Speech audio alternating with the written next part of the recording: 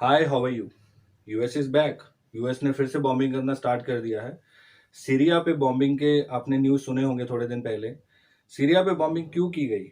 US की माने तो यूएस ने कहा है कि सीरिया पे बॉम्बिंग इसलिए की गई क्योंकि इराक में एराबिल एयरपोर्ट पे किसी एक मिलिटेंट ऑर्गेनाइजेशन ने अटैक किया था, मिसाइल अटैक, जिसकी वजह से एक कॉन्ट्रैक्टर कोalition गवर्नमेंट का जो कोalition यूएस और इराक का वहाँ पे जो कॉन्ट्रैक्टर था उसकी डेथ हो गई है और एक अमेरिकन आर्मी पर्सनल इंजर्ड हो गया है। इसकी वजह से उस डेथ को अवेंज करने के लिए यूएस ने एक मिलिटेंट ऑर्गेनाइजेशन के ठिकानों पे अटैक किया है। और ये बात कितनी सही है कितनी गलत है इसके बारे में थोड़ी विस्तार में चर्चा करते हैं।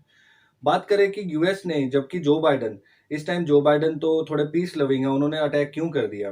देखिए, जो बाइडन के साथ प्रॉब्लम क्या हो रही है कि जो बाइडन को एक वीक प्रेसिडेंट के जैसे ट्रीट किया जा रहा है, ऐसा दिखाया जा रहा है इंटरनेशनल मीडिया के द्वारा। बात करें चाइनीज जो मीडिया है, उनके अकॉर्डिंग जो बाइडन एक वीक प्रेसिडेंट है। वीक का मतलब ये नहीं है कि उनकी पॉलिटिकल जो नॉलेज है वो वीक है।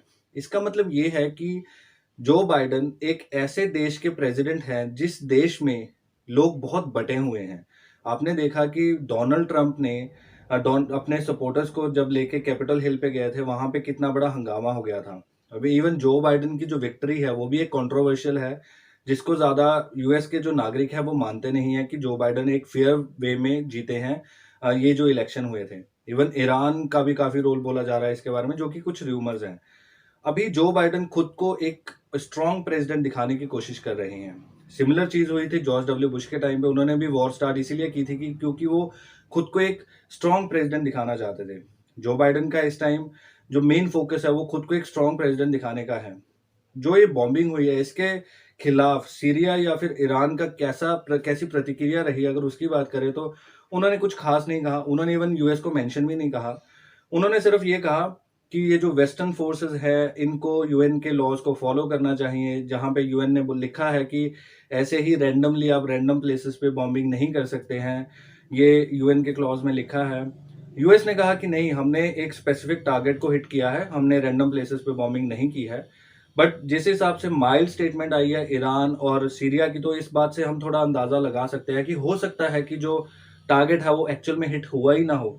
सिर्फ अपने सिटीजन्स को दिखाने के लिए यूएस ने ऐसा एक प्रोपागेंडा चला दिया हो कि हमने, देखिए, जो ईरान में था, वो एक पर्टिकुलर सीरिया में जो हमारे मिलिटेंट्स थे जो ईरान बैक्ड है, उनको हमने अटैक कर दिया है। और अभी कोई भी अगर यूएस की तरफ आंख उठाएगा तो हम उस पर अटैक जरूर करेंगे।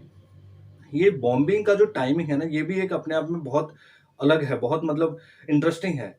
क्या हुआ कि रिपब्लिकन्स ने, जो रिपब्लिकन पार्टी जिसमें से डोनाल्ड ट्रंप आते हैं, उन्होंने ये कहा है कि वो 2024 के जो इलेक्शंस होंगे यूएस में, वो डोनाल्ड ट्रंप को बैक करेंगे। ये बात यहाँ मीडिया में ये स्टेटमेंट आया और उसके ही उसी दिन बॉम्बिंग हो गई सीरिया में। जो बाइडन ये एक तरह से दिखाना चाह रहे हैं कि नहीं नहीं, वो एक बहुत स्ट्रांग प्रेसिडेंट है और वो जो यूएस की इमेज है इसको और अच्छे से बिल्ड करेंगे। अब ईरान के पास क्या जो वे फॉरवर्ड क्या था? ईरान, देखिए, इस टाइम बहुत सारे सैंक्शंस के साथ जूझ रहा है। इतने इकोनॉमिक सैंक्शंस हो गए हैं ईरान के ऊपर कि ईरान की जो इकोनॉमी है बिल्कुल खत्म हो गई है। बहुत से लॉसेस हो गए हैं उनको इकोनॉमिक सैंक्शंस की वजह से। इवन ईरान का $1 बिलियन का जो बिल है जो साउथ कोरिया ने पे करना है वो अभी तक पे नहीं हुआ। इसकी वजह कुछ ये रही कि ईरान ने जब साउथ कोरिया को तेल बेचा तो South Korea was suppose to pay them $1 billion, but US के सैंक्शंस की वजह से वो जो ट्रांजैक्शन थी, जो ऑल्दो साउथ कोरिया ने रिलीज कर दी थी मनी, उसको मिडवे ही रोक दिया गया क्योंकि यूएस ने सैंक्शंस लगा दिए थे। इसलिए साउथ कोरिया नहीं, यूएस के सैंक्शंस के होते हुए ईरान को पैसे नहीं देना चाहता था। अब ईरान ने बैकडोर चैनल से यूएस को मनाया है, साउथ कोरिया भी मान गया है। अब साउथ कोरिया जो ईरान के $1 बिलियन है वो पे करने के लिए राजी हो गया है। देखिए, ईरान के लिए ये बहुत बड़ी रिलीफ है। $1 बिलियन उनके लिए काफी मायने रखते हैं इस टाइम पे जब उनकी इकोनॉमी बिल्कुल क्रम्बल कर रही है। तो आई सपोज कि आपको एक बेसिक सिनेरियो पता चल गया होगा कि इसमें जियोपॉलिटिक्स कम, इंटरनल पॉलिटिक्स ज्यादा इन्वॉल्व थी जो सीरिया पे अटैक किया है यूएस ने। Thank you so much for watching this video. Please do subscribe to my channel. Please like this video and post a comment down there if you have any queries. Thank you.